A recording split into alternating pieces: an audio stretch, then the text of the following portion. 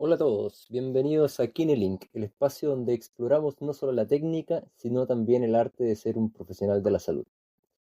Yo soy Gustavo Reyes, kinesiólogo con 15 años de experiencia en práctica clínica, dedicado hace mucho tiempo a la neurorehabilitación y hace rato que quería hacer un podcast para hablar de diversos temas, fuera de la práctica clínica como tal, es decir, las cosas técnicas y teóricas, sino que las cosas que nos impactan como profesionales, ya sea en la independencia o en la dependencia laboral.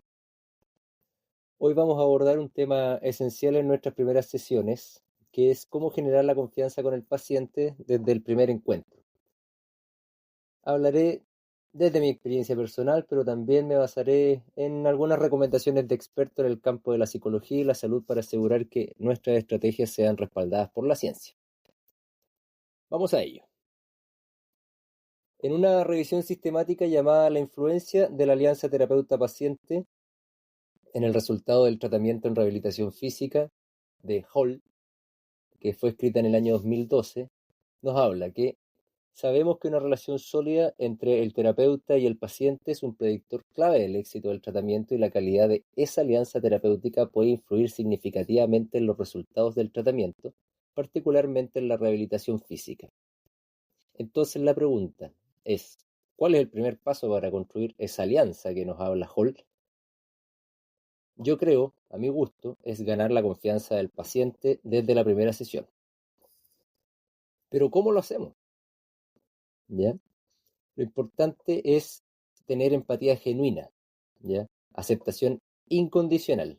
A mi gusto son los pilares fundamentales para generar vínculos de confianza entre las personas. Estos principios aplican perfectamente en nuestro campo de la rehabilitación física.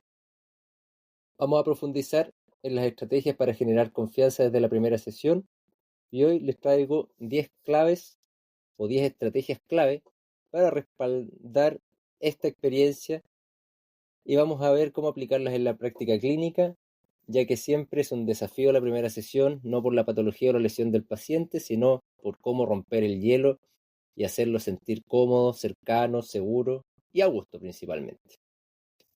La primera de estas estrategias, a mi gusto, y la más importante, es la escucha activa, ¿ya? Es el primer paso para la creación de la confianza.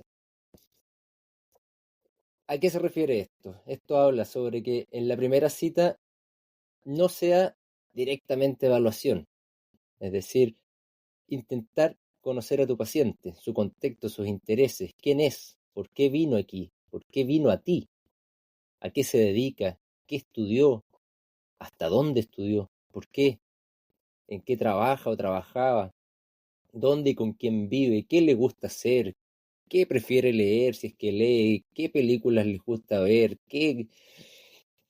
Todo ese tipo de preguntas es muy importante, ya que nos permite hacernos una imagen general de la persona, más allá del paciente, más allá de la lesión, ¿ya? Con un par de preguntas cortas, es decir, sin que parezca un interrogatorio, podemos hacernos una imagen de la persona que tenemos enfrente y encontrar ciertos temas en común con el objetivo de generar confianza y un poco de afinidad. Lo importante es demostrar y generar un interés mutuo, y no solo en su salud, sino también en su persona, ¿ya? No solo en su lesión, no solo en su condición, no solo en su secuela, no solo en su parte del cuerpo, ¿ya? Y algo que yo les puedo decir es que yo cuando comencé a trabajar como kinesiólogo, solía dejar notas escritas a mano por ahí. En esa época no habían estos sistemas electrónicos de ficha clínica, no estaban en todas partes, entonces solía dejar a mano una notita en la ficha del paciente con datos prácticos que me permitían romper el hielo en la segunda sesión, en la siguiente, en la tercera, en la cuarta. Ya, no sé, si estaba viendo una serie, chuta, ¿qué serie era? Veía un capítulo, le daba un comentario. O me decía que a su marido o a su hijo lo iba a llevar al médico porque tenía tal y tal condición. La siguiente sesión le preguntaba cómo le había ido con su marido o su hijo. Es importante eso, porque la persona siente que yo demuestro interés en sus intereses a la larga, ¿ya? Y con eso le demuestro esto, la escucha activa, ¿ya? Que estoy con él, estoy en él, ¿ya? Eh, Entonces, comentarios simples. Uy, me pareció genial la película que me recomendaste. Vi la serie que estás viendo, vi un capítulo. El personaje principal es espectacular. Detalles, para que diga, "Oh, yo nombré eso y él lo escuchó y le interesó". ¿Ya? Eso es esencial. Hay un autor, Howard Spiro, que en un artículo de la Universidad de Yale llamado Empatía y práctica en la medicina, nos dice: el escuchar genuino no solo mejora el diagnóstico clínico, sino que también establece una relación terapéutica más sólida. Entonces, este autor nos está invitando a escuchar genuino, es decir, escuchar de verdad, extraernos de nuestro mundo para entrar en el mundo de nuestro paciente, para generar un lazo llamado relación terapéutica. Y en ese lazo se crea la confianza, lo que nos hará más fácil y agradable el trabajo en el largo plazo. Entonces, con esto abrimos la puerta a la segunda estrategia que les voy a presentar, que es una presentación cercana pero profesional, es decir, crear una conexión genuina. La pregunta es: ¿cómo te presentas tú a tu paciente? Buenos días, mi nombre es, en mi caso, Gustavo Reyes, pase por acá, muéstrame su informe, sus papeles, qué le pasó, por qué trae esa lesión. A mi gusto, es la más compleja, ya que depende de muchos factores, pero en esto uno siempre debe mostrarse confiable, profesional y que posee el conocimiento necesario para sanar la dolencia, disminuir dolor o aumentar la funcionalidad, evitando con esto las barreras psicológicas que puedan construir en tu paciente, e incluso para uno como terapeuta, de repente también posee barreras psicológicas. Más adelante vamos a hablar de eso. Y evitar siempre enrostrarle al paciente tus diplomas. Mire, yo estudié esto, sé esto, hice tal diplomado, tengo un magíster, tengo un doctorado. Al paciente muchas veces no le importa, no le interesa. Pensemos que muchas veces el paciente también no quiere hacer su tratamiento, o es llevado a la fuerza por un familiar, o peor aún, uno va a la casa, al domicilio, invadiendo su hogar, su fortaleza, su campo de seguridad para llevar a cabo este tratamiento. Aquí es donde nosotros, sin la necesidad de confundirlo, debemos hacerle saber al paciente que está en buenas manos, ya, y que llegó al lugar correcto o encontró al profesional correcto que lo va a ayudar.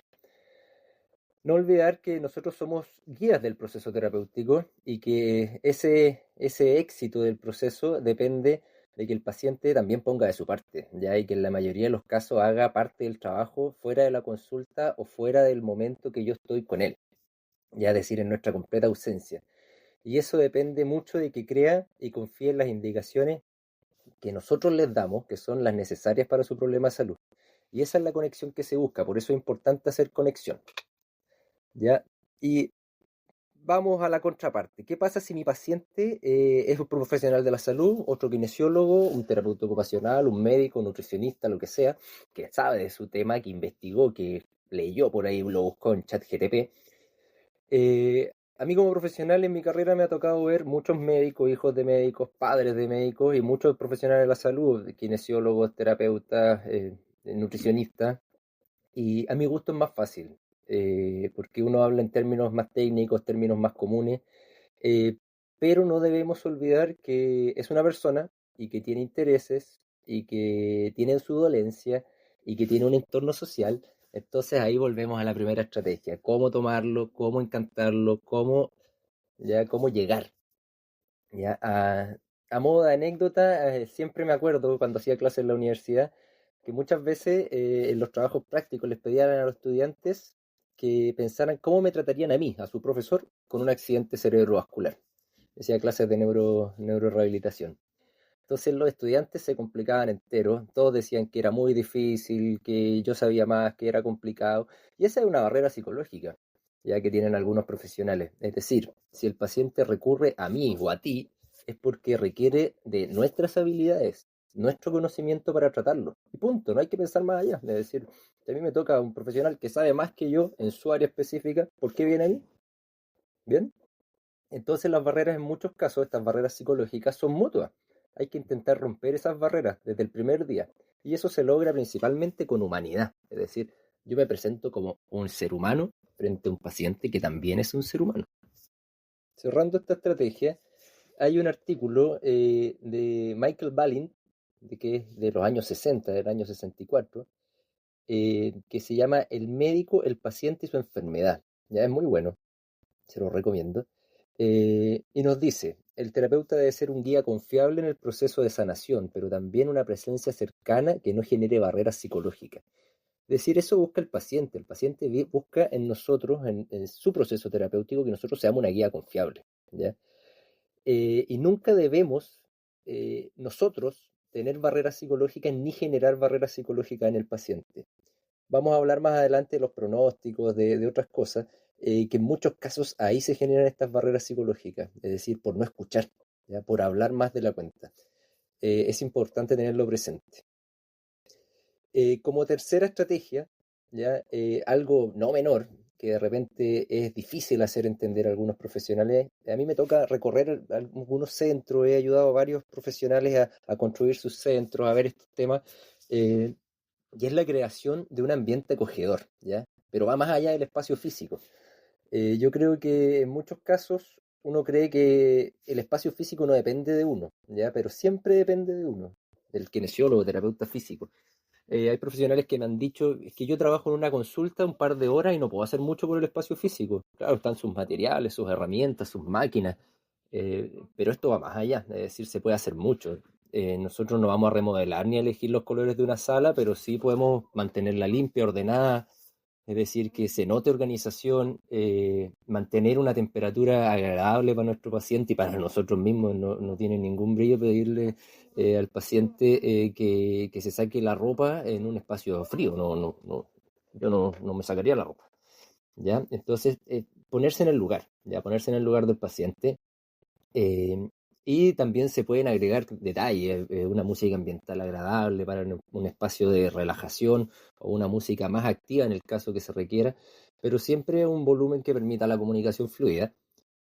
También se puede aromatizar. Hoy en día hay muchos difusores con fragancias súper ricas que también es una buena alternativa para que el paciente se lleve el recuerdo del aroma, ¿ya?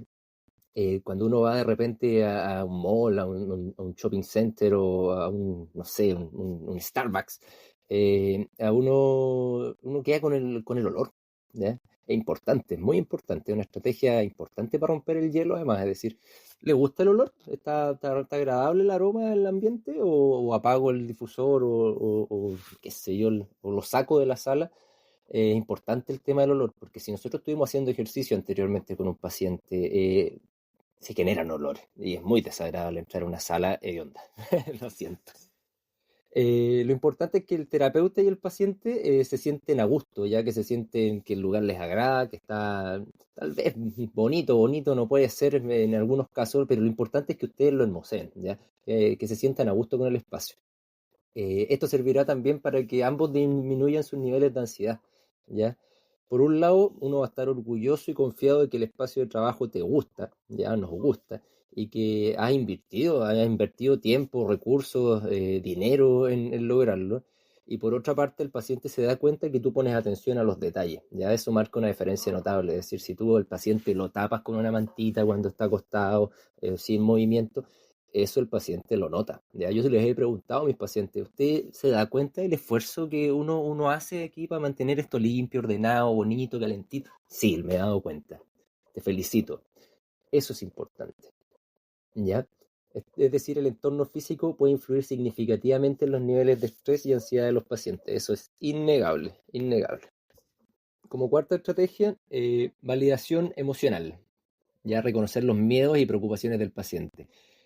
He visto en algunos casos, y no son pocos, que el kinesiólogo no cree o ignora completamente los síntomas del paciente, ya sea dolor, incapacidad funcional, incluso se llegan a olvidar de la edad del paciente en tratamiento, ya aumentando la exigencia en un ejercicio, pidiendo más repeticiones del ejercicio cuando eso es un error. No olvidar que el paciente primero es persona, en un entorno social, con compromisos, deberes, y luego de eso tiene una lesión o secuelas o una discapacidad específica. Su mente está llena de perspectivas de futuro. También lutos, ya hay preocupaciones. Lutos, ¿por qué nombro el luto? Pacientes que han sido secuelados severamente tienen un luto. Vamos a dejar otra instancia para hablar de esto, es muy importante, ¿ya? Eh, Muchas de estas cosas nosotros no las podemos solucionar y eso lo tenemos que tener claro. pero sí tenemos el deber de prestar atención, ya que pueden derivar en algunos casos en otros trastornos que afectarán el desempeño de nuestra actividad y siempre en la recuperación de nuestro paciente. Entonces tenemos que estar atentos.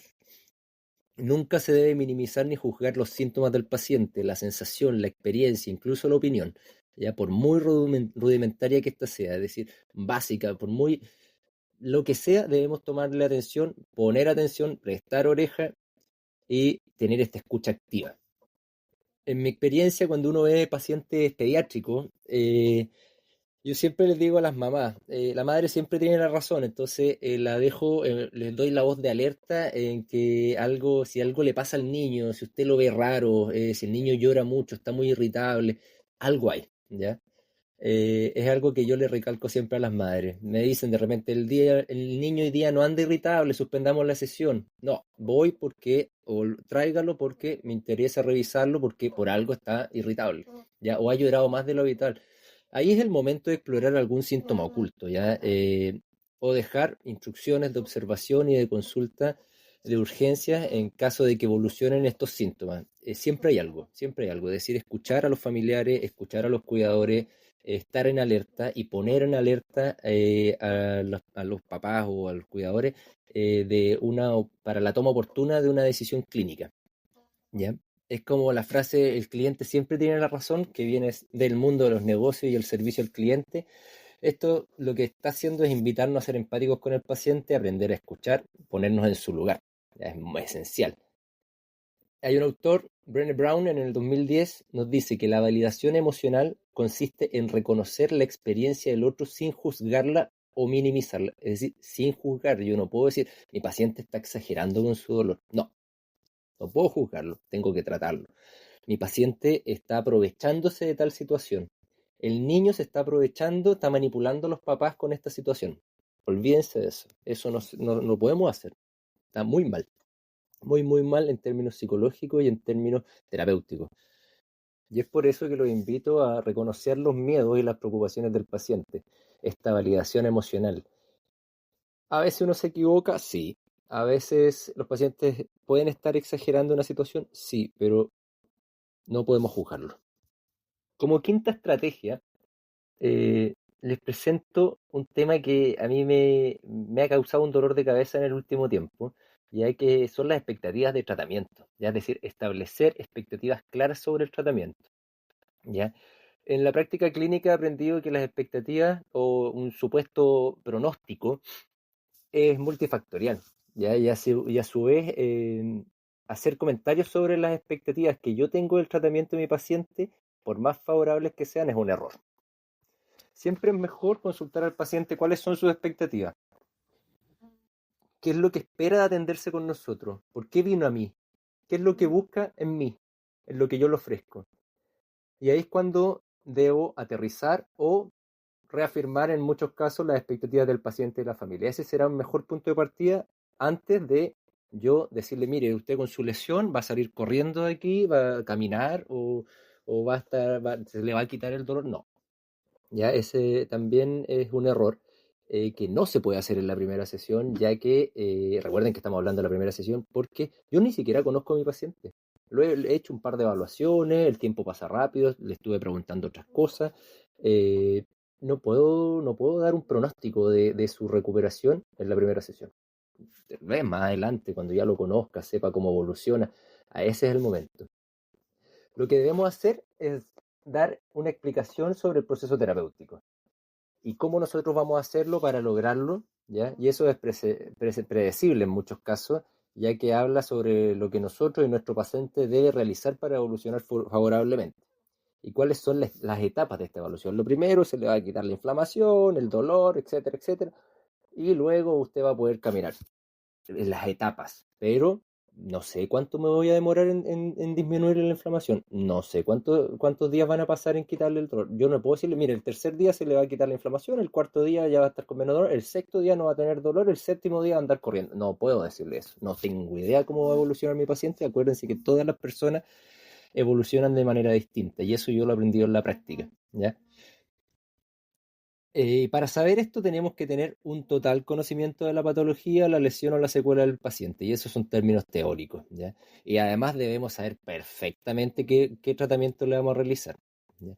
En Chile se ocupa la orden médica, ya donde el médico nos informa lo que nosotros debemos hacer para realizarles terapia a nuestro paciente, ya que viene ordenado, no sé, TENS, ultrasonido, etcétera, etcétera. Muchas veces nosotros nos damos cuenta que eso no es lo correcto, lo mejor, pero lo aplicamos de todas maneras igual porque por ley ministerial nosotros tenemos que aplicarlo, porque es la orden del paciente, pero a veces están mal hechas las indicaciones y uno tiene que tener el criterio para llamar al paciente, pedirle indicaciones nuevas, explicarle que el médico aquí se está equivocando porque los nuevos estudios hablan de que tal máquina no sirve para lo que él está haciendo o tal corriente o qué sé yo, ¿ya? Si no entendemos eso, si no lo sabemos o no tenemos el conocimiento y la experiencia para tratar la patología de nuestro paciente, es mejor derivarlo. Derivarlo a otro colega que sea experto y que tenga la experiencia necesaria para tratarlo.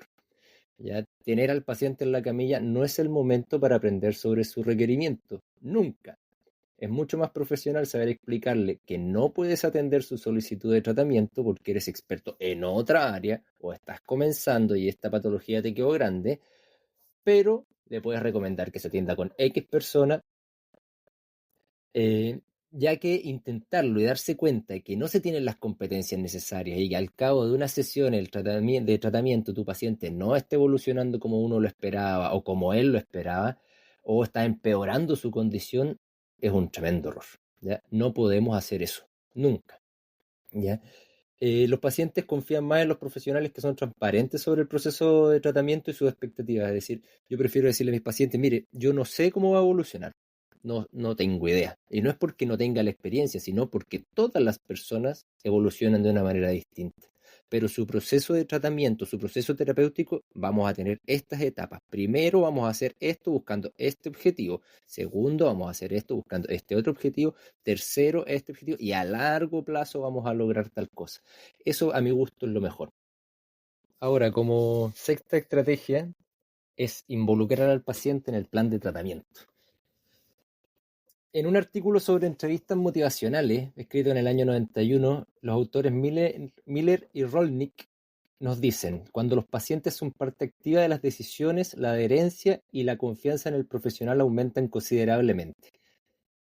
¿A qué se refiere esto de involucrar al paciente en el plan de tratamiento? Idealmente, si tenemos la capacidad y los conocimientos, es poder a la larga ofrecer alternativas, ¿ya? Que el paciente decida o elija qué es lo que cree mejor para su condición y qué resulta mejor. Tal vez hasta más fácil. Siempre pensando en el criterio clínico, ¿ya? Asegurándonos qué es lo correcto para la mejora de su condición clínica. Por ejemplo, yo necesito aumentar la fuerza muscular en tal músculo, un músculo X. Y hay muchas formas de hacerlo, nosotros lo sabemos. Muchas formas y estrategias para hacerlo. Démosle alternativas al paciente. Hagámoslo elegir con cuál se siente más cómodo, cuál le resulta más fácil, en qué posición se siente más cómodo, tiene las herramientas para hacerlo en su casa. Eso hace que el paciente se involucre, ¿ya? Eso hace, esas tomas de decisiones. La toma de decisiones puede ser en el espacio físico. Si nosotros estamos en una consulta o en una clínica o en nuestro centro o en su casa, en la casa del paciente, podemos tomar que el paciente tome decisiones del espacio físico. ¿Prefiere hacerlo acá en la camilla o vamos al gimnasio? ¿Prefiere hacerlo en su cama o vamos al living? Que él tome decisiones, ¿ya? Puede ser también con el horario de tratamiento. ¿Le es mejor venir en la mañana, venir en la tarde? Dígame cuál es su disponibilidad horaria. Hay que estar disponible. También puede ser con la vestimenta. ¿Se siente cómodo con short? ¿O quiere venir con pantalón largo? ¿Ya? ¿Se puede sacar la polera? Preguntémosles al paciente, que él tome la decisión. ¿Ya? Hay pacientes que son curiosos y les interesan algunos materiales terapéuticos. Me ha pasado muchas veces. No sé, un balón, una cosa. Démosle la opción, démosle la alternativa, si es que es atingente a la condición clínica del paciente. Uno de repente se da cuenta por ahí que el paciente está mirando mucho un material y podemos hacer algo. Lo importante es que el paciente se sienta cómodo, que nosotros también nos sintamos cómodos y que el paciente se empodere con su recuperación, que se empodere de su condición, que se empodere de sus herramientas. Hay que darle herramientas, hay que darle poder de decisión. Ahora la pregunta es, ¿por qué es tan importante involucrar al paciente? ¿Ya? Involucrar al paciente tiene muchas ganancias. Ya, yo les voy a nombrar 5 que a mi gusto son las más importantes, pero en realidad genera una facilidad del tratamiento impresionante. La más importante a mi gusto es que aumenta la adherencia al tratamiento, es decir, cuando los pacientes se sienten parte del proceso, es más probable que sigan nuestras indicaciones, que realicen las actividades que les indicamos, que realicen los cambios necesarios en su estilo de vida, que asistan al proceso terapéutico. Un paciente que no está adherido al tratamiento no participa, está ajeno, hay que andarlo buscando, es realmente un problema para nosotros y para su condición, es decir, no va a evolucionar favorablemente. También, como segundo punto, le vamos a dar más confianza. Él va a confiar más en nosotros, ya que su participación activa fomentará una relación de confianza mutua. Ya el paciente se siente escuchado, se siente valorado, y eso refuerza este vínculo terapéutico que hablamos anteriormente. Démosles opciones, escuchémoslo, valoremos lo que él nos dice, ¿ya? Y a la vez, como tercer punto, vamos a empoderar al paciente, lo que hablábamos antes. Es decir, lo vamos a involucrar, se va a sentir más capacitado para manejar su condición clínica, ¿ya? Él va a poder tomar control de su tratamiento y eso el paciente lo agradece. También vamos a tener mejores resultados clínicos. Hay muchos estudios que nos hablan y nos demuestran que los pacientes que participan activamente en el tratamiento experimentan mejores resultados, ya tanto en términos de recuperación, en calidad de vida, en estar a gusto con el proceso terapéutico. Es muy importante obtener buenos resultados clínicos para nuestro paciente y su condición de salud y también para nosotros, para que los pacientes hablen muy bien de nosotros. Y otra cosa que no es menor es la reducción de costos. Ya cuando uno trabaja en un hospital, en una clínica, o cuando nosotros tenemos nuestra propia consulta, la reducción de costos es importante. ¿Ya? Una mayor adherencia al tratamiento o mejores resultados pueden conducir a una reducción de los costos. ¿Ya? De atención médica a largo plazo, es decir, que el paciente presente otras condiciones de salud y eso también se puede conversar con el paciente, decir, oiga, si usted no sigue el plan de tratamiento, si no se involucra con la terapia, va a pasar tal condición o su patología no va a mejorar y eso significa costo a largo plazo. ¿Ya? Muchas veces cuando uno tiene la experiencia o tiene la confianza también con el paciente, se conversan de estas cosas, se hablan de estas cosas. Chuta, me indicaron tal cosa, espere o hágalo ahora, es necesario para su condición. Es importante. Como séptima estrategia, y es un tremendo tema a mi gusto, es mostrar empatía no verbal, es decir, el poder del lenguaje corporal. Se habla por ahí, un autor, esto se viene hablando de los años 70 y antes todavía, dicen que el 93% de la comunicación es no verbal. ¿Ya? Pero ¿qué es esta empatía no verbal? Es la capacidad que tenemos todas las personas, los seres humanos, incluso animales, de transmitir comprensión y conexión a otra persona a través de los gestos, expresiones faciales, la postura, nuestro contacto visual, estar ahí, ¿ya? No es lo mismo ir a ver un profesional que está pendiente de su teléfono celular, el smartphone, leyendo noticias, respondiendo WhatsApp, que uno que está contigo y tiene el teléfono en el bolsillo, en vibrador, qué sé yo. No podemos estar con el teléfono en la mano. Ya hoy en día es un mal de la sociedad estar con el teléfono en la mano. Estamos almorzando con el teléfono en la mano, estamos viendo pacientes con el teléfono en la mano. Me tocó una vez visitar un centro y un kinesiólogo andaba con audífono. No, es que no lo estoy usando, no importa. O sea, tu postura frente al paciente está pésima. No puedes andar con audífono. El paciente piensa que no lo estás escuchando. ¿Ya? Entonces la pregunta es, ¿cómo impacta este lenguaje corporal en la relación que tenemos con nuestro paciente? Primero, un lenguaje corporal abierto, acogedor, de genera confianza. Y eso, como hablamos antes, es esencial para la rehabilitación de nuestro paciente. Ya también genera conexión. Es decir, podemos sincronizar nuestros lenguajes corporales. Si él me mira, yo lo miro. ¿Ya? Facilita la conexión, facilita el entendimiento mutuo. También el lenguaje corporal relajado, un poco más ¿cómo se podría decir? Un poco más habitual, le genera calma al paciente, ¿ya? Disminuye los niveles de estrés. Y a la vez también un lenguaje corporal positivo, enérgico, puede motivar a nuestro paciente. Ya sobre todo cuando uno trata a adultos mayores, si te ven juvenil, aunque uno no sea tan joven, el paciente se motiva. Es muy importante sonreír, es muy importante una frase motivacional, son elementos clave, ¿ya? ¿Cuáles son los elementos claves, como lo venía diciendo, de este lenguaje corporal empático? Primero que nada, el contacto visual. La idea es mirar a nuestro paciente, ya que él sepa que nosotros lo estamos observando cómo hace su terapia.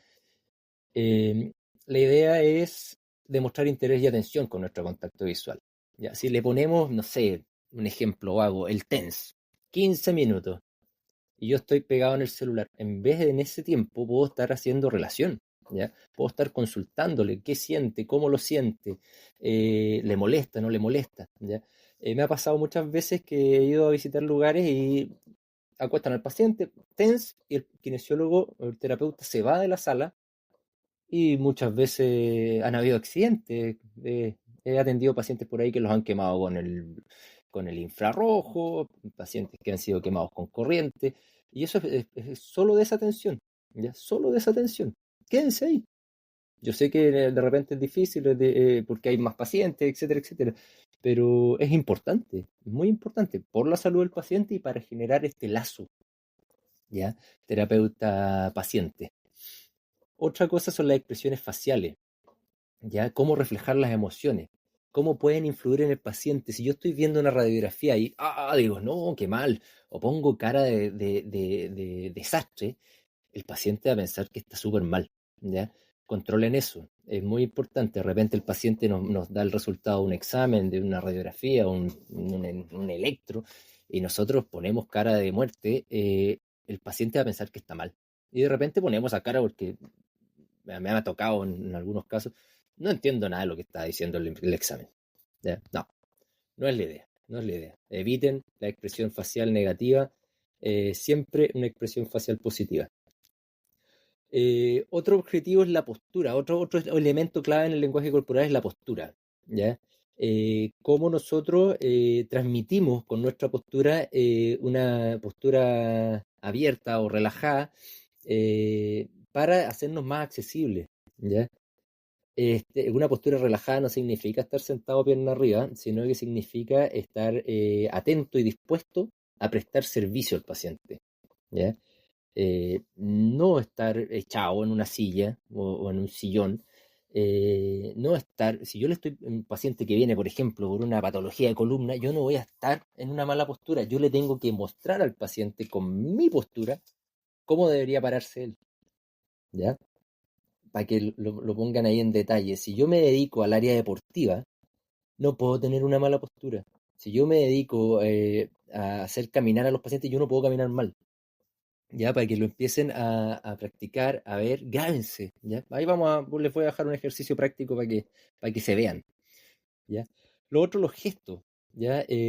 ¿Cómo enfatizamos ciertos puntos con nuestros gestos? ¿Cómo enfatizamos la importancia de nuestro tratamiento con nuestros gestos, ¿ya? Con las manos, con nuestro rostro. ¿Cómo le damos importancia a lo que nos está diciendo el paciente con nuestros gestos? Si yo no estoy en Marte, o estoy pegado en mi teléfono, o estoy con el audífono, como les comentaba, el paciente está percibiendo que las cosas que estamos hablando, que yo le estoy haciendo hacer, no son importantes, ¿ya? No son importantes. Bien. Y el último elemento clave en el lenguaje corporal, a mi gusto importante, también es el espacio personal, es decir, cómo yo respeto el espacio personal de mi paciente, ¿ya? Eso es esencial para generar confianza. Si le voy a pedir que se saque el pantalón, le dejo una manta para que se tape la parte que yo no voy a explorar, ¿ya? Le pido permiso antes de tocarlo. Le explico por qué voy a tocarlo, por qué voy a acceder a tal parte, por qué voy a hacer un masaje en tal zona. De repente hay lesiones que son complejas en términos de espacio corporal y de espacio personal, pero si uno pide permiso, si uno le explica por qué tiene que acceder a esa zona, el paciente puede comprenderlo, puede entenderlo o puede negarse, ¿ya? Y eso genera confianza. Yo no llego y meto mano, Yo llego, consulto y hago mi técnica o mi tratamiento en esa zona. ¿Ya? Como ejercicio práctico, evalúen cómo está su lenguaje corporal, ¿ya? Y el de sus pacientes. Es decir, mucho de mi lenguaje corporal yo se lo transmito a mis pacientes. Si yo tengo una mala actitud, si estoy apurado, si estoy pendiente del teléfono, mi paciente va a tener una actitud negativa a la terapia y por ende va a tener una mala adherencia al tratamiento. ¿Ya? Muchas veces yo eh, pienso, cuando estoy tratando a mis pacientes, cómo está mi postura, cómo me estoy sentando, cómo me paro, cómo me muevo, ¿ya? Si yo le estoy diciendo al paciente que se pare de esta forma, yo también tengo que hacerlo, ¿ya? Eh, si tienen más colegas, practíquenlo entre ustedes, ¿ya? Si están partiendo, si no tienen claro esta cuestión del lenguaje corporal, hay mucha lectura, es un tremendo tema, ya es un tremendo tema que impacta realmente en nuestra profesión. Los invito a explorarlo, es muy bonito. Como octava estrategia, nos quedan tres nomás. Van a ser más cortas porque son importantes, pero no me quiero alargar mucho en el podcast. Compartir la experiencia y casos similares. Aquí hay que tener un poco de cuidado, ¿ah? Yo siempre comparto mi experiencia con mis pacientes en casos similares, sin decir nombre, ¿ya? Sin decir, mire, Juanito Pérez, que se pueden conocer, ¿ya?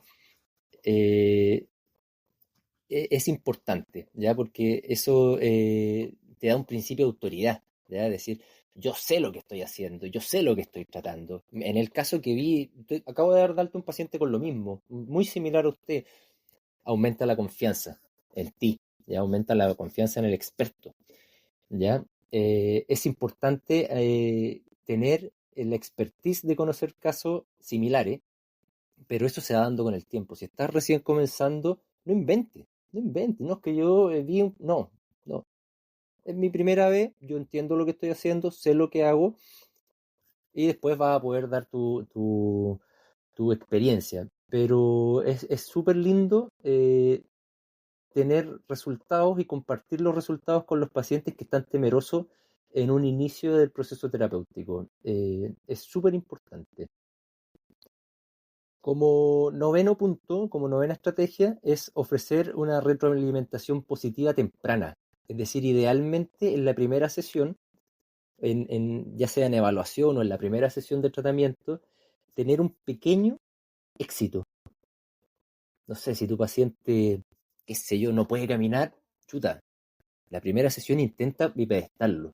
Si tu paciente tiene mucho dolor, dale la estrategia para disminuir el dolor la primera sesión, ¿ya? Eso hace que el paciente se sienta motivado a volver, ¿ya? Porque estos pequeños éxitos crean esa sensación, una sensación de logro, ya que aumenta la motivación, aumenta la adherencia al tratamiento y te hace necesario al final, te hace necesario para que el paciente vuelva a ti, ¿ya? Y eso es importante también junto con lo que se llama la retroalimentación positiva temprana, es decir, el paciente logró este pequeño éxito y yo se lo refuerzo. Lo hiciste bien esta sesión, fue una sesión difícil, tuvimos tal y tal cosa, evaluamos tal y tal cuestión, pero saliste bien en la evaluación, estás mejor de lo que tú me dijiste que estaba, ¿ya?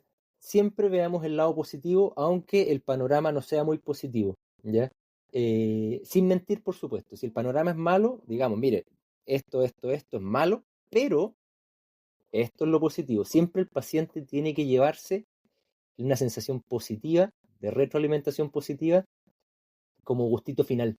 ¿Ya? Esa es una estrategia que yo aplico hace mucho tiempo, ya sea en paciente adulto y pediátrico. Es decir, yo si voy a ver un niño, por último le hago una gracia, lo hago reír. La idea es que la experiencia de tratamiento final sea positiva, ¿ya? Y eso se logra con esta retroalimentación positiva. Si yo voy a evaluar de libro y voy a interpretar los resultados del libro, lo más probable es que no pueda entregarle una retroalimentación positiva temprana a mi paciente, ¿ya? Tenemos que destacar las cosas buenas que tiene mi paciente, ¿ya? Mire, usted tiene tal condición, pero su edad hace que el tratamiento tal vez pueda ser llevado de mejor forma. O su actividad física anterior hace que su tratamiento pueda ser llevado de mejor manera. O su experiencia con tal actividad nos va a permitir que, no sé, seamos más rigurosos en el tratamiento. Entonces, démosle claves al paciente de una retroalimentación positiva. Siempre, en todas las sesiones, no solo en la inicial, todas las sesiones el paciente tiene que irse con una experiencia positiva de el tratamiento que le estamos otorgando y durante la sesión irlo retroalimentando positivamente de las cosas que hace bien y, por supuesto, diciéndole que lo que hace mal. Ya es muy importante decirle al paciente también lo que no nos gusta, lo que hace mal, ya lo que pueden empeorar su condición, pero engrandecer estas cosas positivas, retroalimentándolo verbalmente, gesticulando, ya es muy importante. Y como décima estrategia, el seguimiento después de la primera sesión. A mí me ha pasado que bueno, uno va al médico y nunca te hacen un seguimiento. Ya tú vas al médico, le dices, doctor, tengo un dolor de espalda, ya tómese una radiografía, una resonancia y vuelva cuando la tenga. Pero nadie te llama después de que te hagan para ver si te hiciste el examen. Eso me llama mucho la atención, es decir, no hay un seguimiento activo después de que fuiste. ¿Ya? Nosotros no caigamos en eso, nosotros somos profesionales de la rehabilitación, es decir, nosotros tenemos planes de tratamiento, nosotros no vemos al paciente una vez y el paciente desaparece. Nosotros tenemos que seguirlo, es nuestra obligación. ¿Ya? El seguimiento es clave para mejorar los resultados del paciente. ¿Ya? Si yo le voy a indicar a mi paciente que haga los ejercicios 2 veces al día o 3 veces al día y lo voy a ver en 3 días más, mandémosle un mensaje. Hoy en día con la tecnología, el WhatsApp, mandémosle un WhatsApp, no nos cuesta nada. Vamos a quemar un minuto de nuestro día en enviarle un mensaje y el paciente se va a sentir importante. Va a sentir que lo estamos monitoreando, que lo estamos siguiendo, ¿ya? Y eso a la larga hace que tengamos buenos resultados, ¿ya? Si tu paciente no llega a la segunda sesión, tercera sesión que habéis planificado, eh, llámalo. Es importante. Tal vez le pasó algo y no sabemos. ¿Ya? Es clave el seguimiento. Bueno, como conclusión, hemos explorado 10 estrategias para generar confianza en la primera sesión, desde la escucha activa, que fue el primer punto, hasta el seguimiento posterior. ¿Ya? Todas estas estrategias han sido respaldadas por algunos expertos y son fundamentales para construir una relación sólida con nuestros pacientes. ¿Ya? Hay que recordar que más allá de las habilidades técnicas, la empatía, la conexión emocional son esenciales para que nuestros pacientes se sientan valorados y confíen en el tratamiento. ¿Ya? Son conexiones humanas, entre humanas. ¿Ya? Si quieres más información sobre estos temas o tienes preguntas sobre tu práctica clínica, no dudes en contactarme, escribirme por mis redes sociales o dejar un comentario. Es muy importante para mí, muy importante saber cuál es su experiencia, cómo ven esto, si es que les gustó o no les gustó. Por favor, está abierta la puerta. Muchas gracias, que les vaya bien.